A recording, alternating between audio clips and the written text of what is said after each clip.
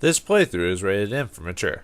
Greetings and salutations, viewers. Vauldemare back here with another episode of Our World Is Ended. In the last episode, we were trying to escape the Men in Black and we were surrounded. But then, a voice came out from a hidden building called Cafe X, and we popped in and found out we found like a pocket, data program or empty error, whatever you want to call it, that allowed us to hide from the Men in Black.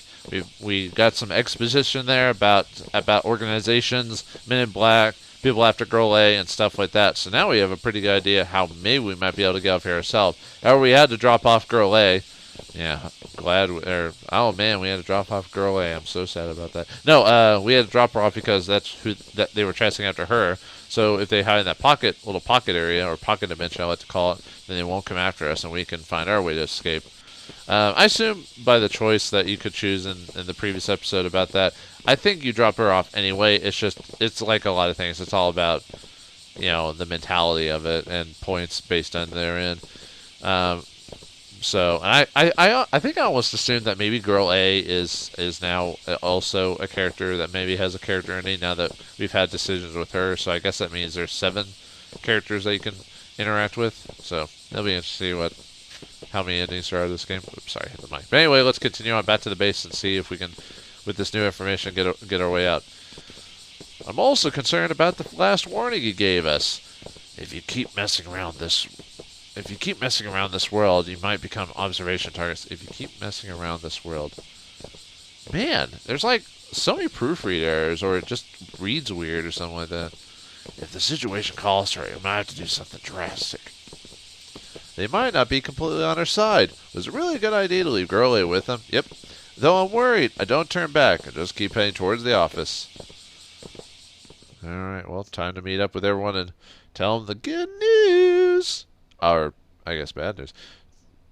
7/31/2017, Monday, PM 4:28. But leaving Girl A at Cafe Exit, we were able to return to the office without any Man in Black coming after us. Tajinka, how's progress on your end? Pretty slow. Letting you code the beast was a huge mistake. Your program is too perverted to understand. The two just keep coding, not even realizing that we're here. Owari-san, Tatiana. Michelle finally makes them notice us. Ah, you're back. And found the output data port. It's not that easy. We don't even know what exactly we are looking for. Natsumi-san complains. Wait, wasn't Aruka with you? Girl A's gone too. What happened to her? Natsumi, and Sana-san, and Yuno-san all fall silent. Did something happen? Yes, while we were looking around for the port, we were attacked by Men in Black. Yet, the black men are in this world too? Yeah, we're here for them, but the RP map phenomenon gave us nowhere to hide. And apparently Aruka stood behind to hold him back and let us escape. We somehow avoided being caught but Aruka... Oh no, Aruka became a star? We all fall silent. What happened to him anyway? Maybe I should have stayed with him. As I'm overcome by regret, I hear the door to the dev room open up. Everyone, I have returned. He tries to sound cool, but... The one who enters and makes the sunglasses shine is none other than Aruka-san. Aruka-san, you're all right. Yeah, didn't you become a noble sacrifice to protect us? I don't really get it, but it looks like I've somehow become a tragic hero. Aruka's being inky.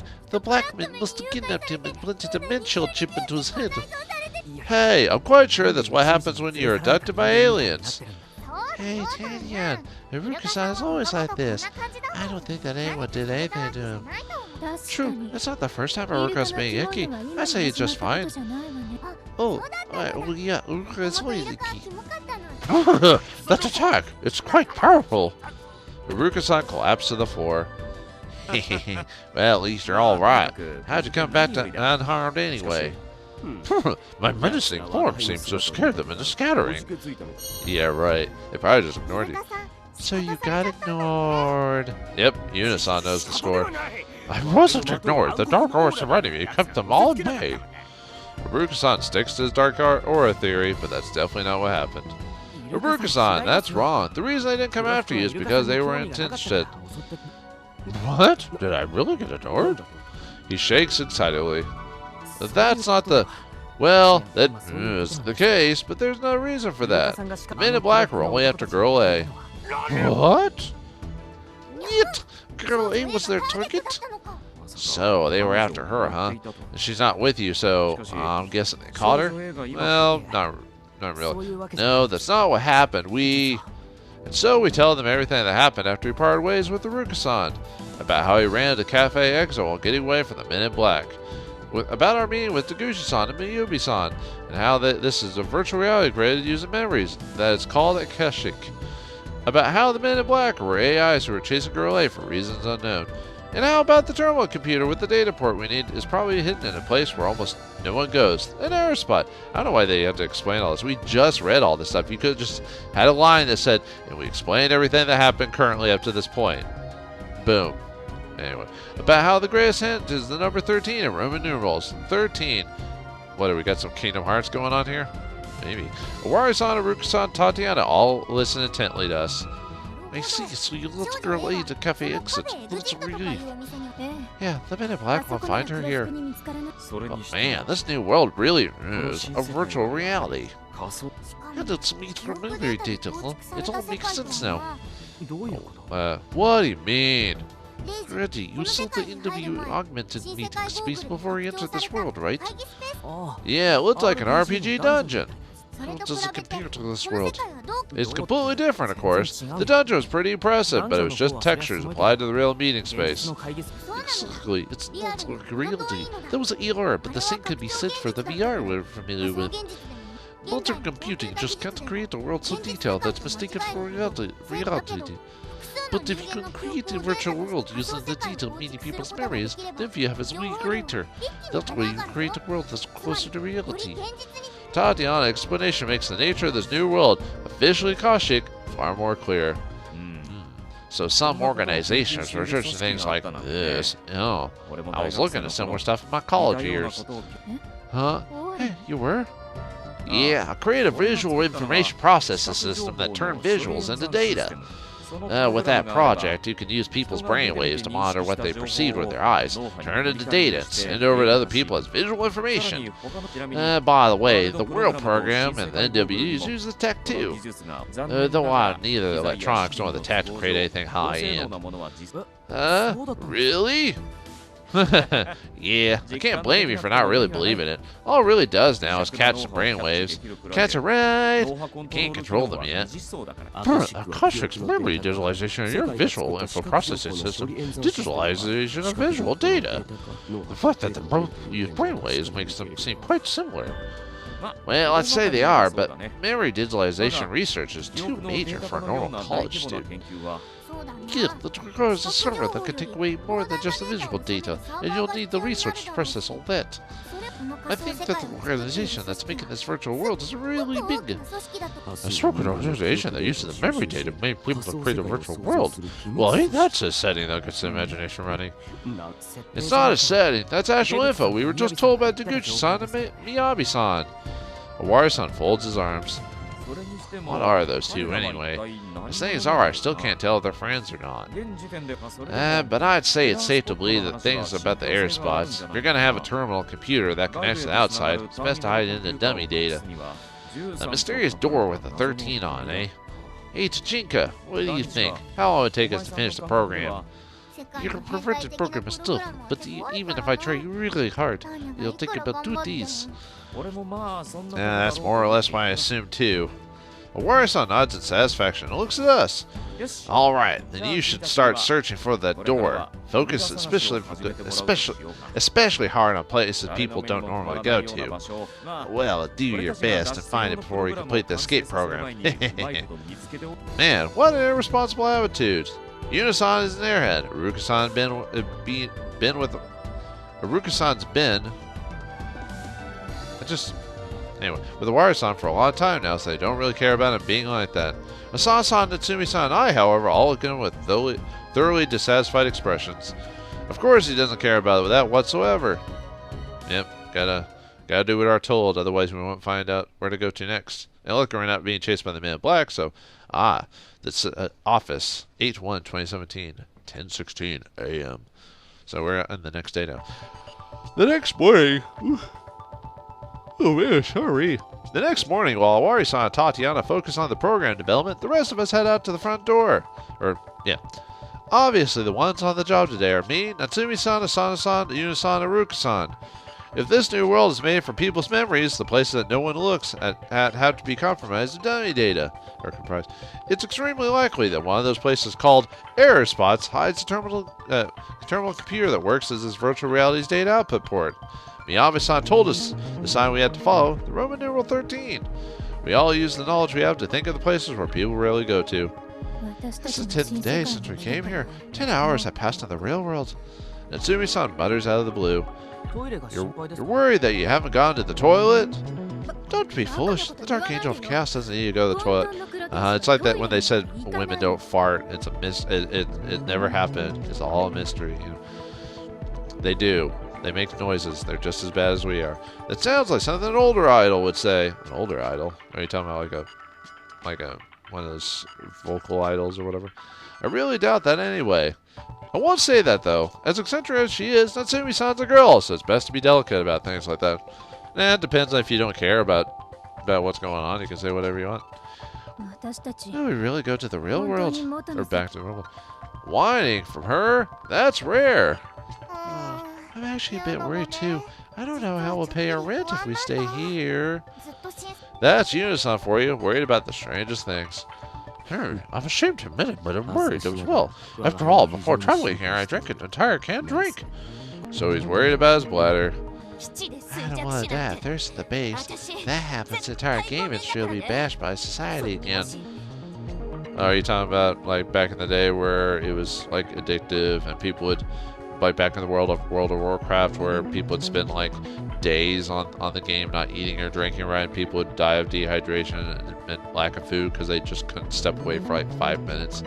That was stupid. I mean, I don't want to be mad at the people who died. That's terrible, but it's just, I mean, I've never gotten, then again, I guess it's the same explanation with drug addicts. Like, how do you get to that point? I feel like I have an addictive attitude when it comes to things, but even I just like, I don't get that. Anyway, I'm worried too about everything, really. My bladder, the possibility of getting a heat stroke, the awful idea I could die at the office without anyone realizing it, the fact that I'm a virgin. No, that was the MC who said that, not me. No. It'll be fine. I don't have any proof for that, but I can't stay quiet here. We have the two geniuses at the base making the escape program. All that's left is to find the door. We even have a hint. 13. We just have to walk around and find it. There's nothing that we, J7, can't do. You're right. It's only been 10 hours. There's no reason to panic yet. Looks like I had a moment of weakness. You've opened my eyes, Reiji-kun. Thanks. That's pretty good, Reggie. Yeah, we should just focus on doing what we can. I was only pretending to be down. It was just a means to test how much you've grown, Reiji. Looks like it won't be long until we'll be able to until you're fit to lead the nest. Their expressions collectively brighten. Looks like my words helped them out a bit.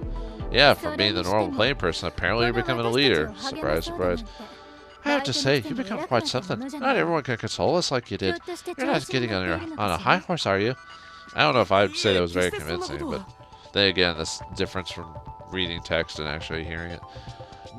No, I'm not. She sees me panic and giggles a bit. I'm joking. You just made me want to tease you a bit. Come on, let's go search for the door. Natsumi-san walks away. A joke? Come on, don't play with me like that. I go after her, not feeling the least bit bad about the situation. Natsumi-san was really cold to me when I started working at J7, so I'm strangely happy that she opened up enough to joke around like that. We started looking for the air spots. Taguchi-san and Miyabi-san mentioned at the door with 13 on it. God, I just can't help myself. We split up and start the search, agreeing to meet at Roku when it's 1500 hours. I'll walk around Asakusa for the next 2 hours. Though I'm looking around the place that could be air spots, I don't find anything that looks like a door. As I search, I eventually get to the Denboyne Way and notice the sign to the cafe exit. This is where we left Girl A to keep the Men in Black from chasing after us. I remember the sad smile she gave me when I apologized. Maybe I should check up on her. I decided to go to the cafe. Aren't you supposed to be like... whatever. Thus, I stand before the door. I grab the handle, but it seems to be locked.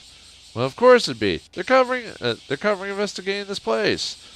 They opened up yesterday because it was an emergency. I don't think they do the same just because I happen to pass it and decide to stop by. As I start to give up, the door suddenly opens.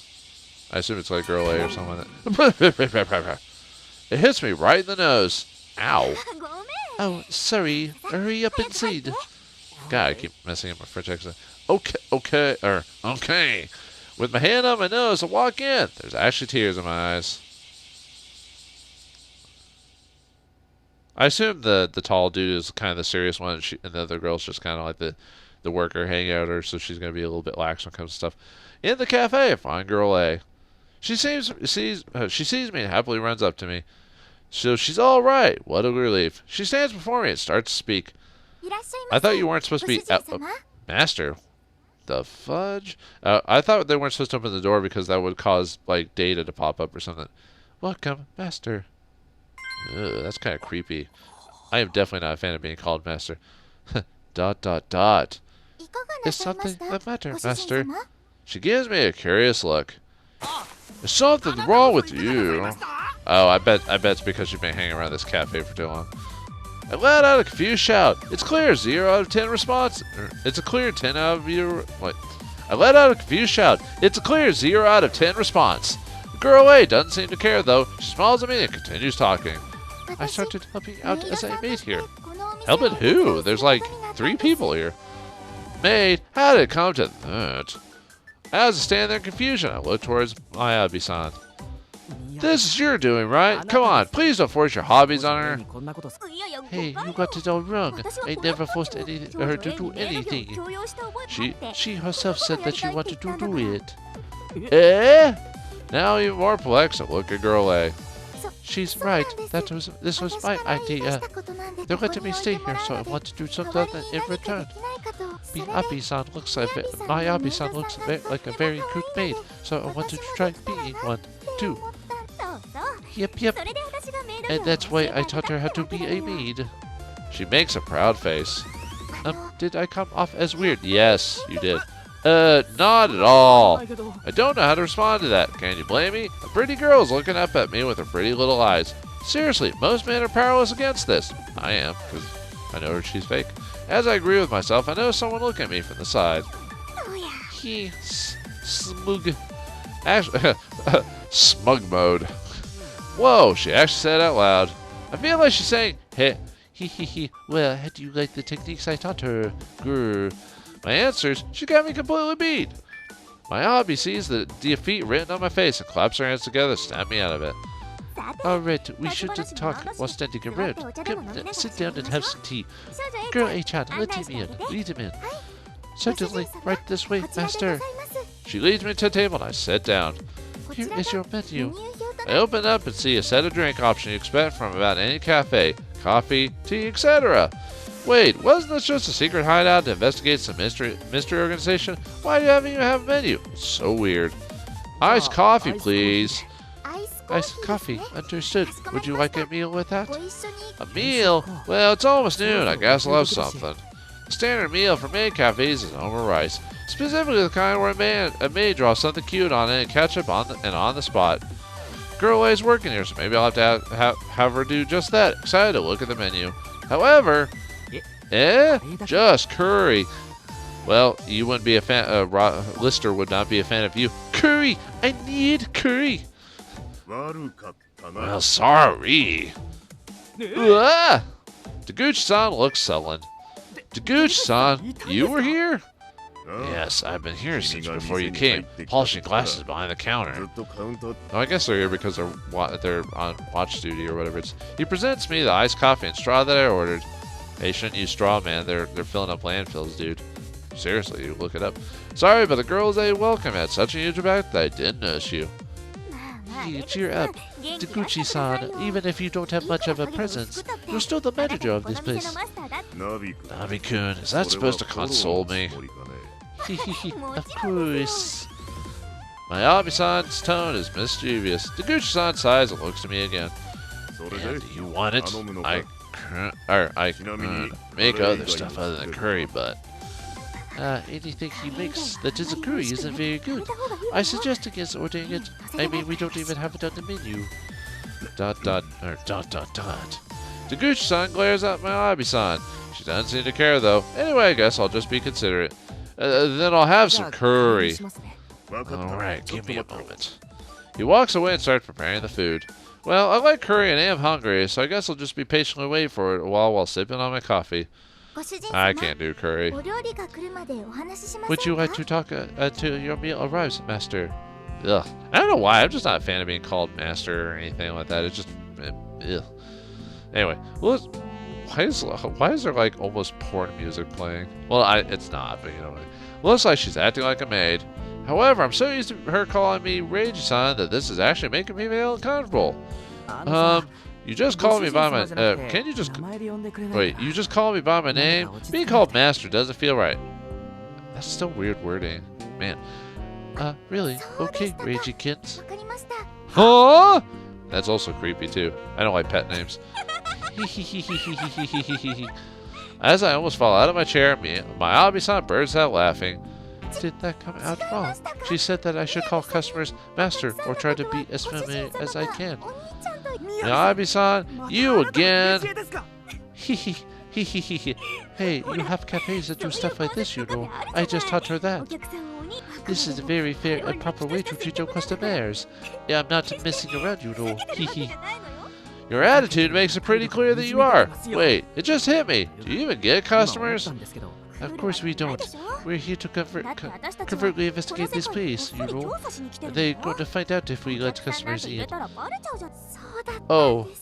The girl looks visibly sad. Of course she does. She really into this whole maid thing. I don't mind it as a cosplay thing, but actually acting like a maid, I never understood that in Japan, frankly. But I guess men and women like being served by someone, and in a lot of cases, just cute girls, apparently. Japan, you are weird. Hey, you made girl A sad. So? What's the big deal? No need to get down, girl A-chan. I mean, you got your first master, Reiji-kun. Ah, that's true. I'm very glad Reiji-kun came. Yep. Gosh, she sounds like God, what's that girl from what's that one dinosaur from like Neverending or not Neverending Story? Land Before Time? Petey? Or no, I guess I wasn't. Yep. I thought she might be your first and final, kids. Final. Ugh. Miyabi, quit playing around with her. But admit, she was really uneasy when she came here, you know. And being away from you must have disturbed her even more. That's why I thought I might as well let her have some fun. She was really fired up about helping me. She's right. Thanks to Miyabi-san, or Miyabi-san, I'm having lots of fun. Lots of fun. Lit Rubby Ducky, you're the one. You made cafe, lots of fun. Anyway, well, looks like the girl's happy here, and I guess she might stay here a little bit longer. Perhaps we'll take a little break. But what will happen in the next episode? Will we find the data port, or will it just be called Masters to the End of Time? Some people call that a fantasy time. We'll find out next time in the next episode of Our World Is Ended. Thanks for watching, hope you enjoyed, and I'll see you next time.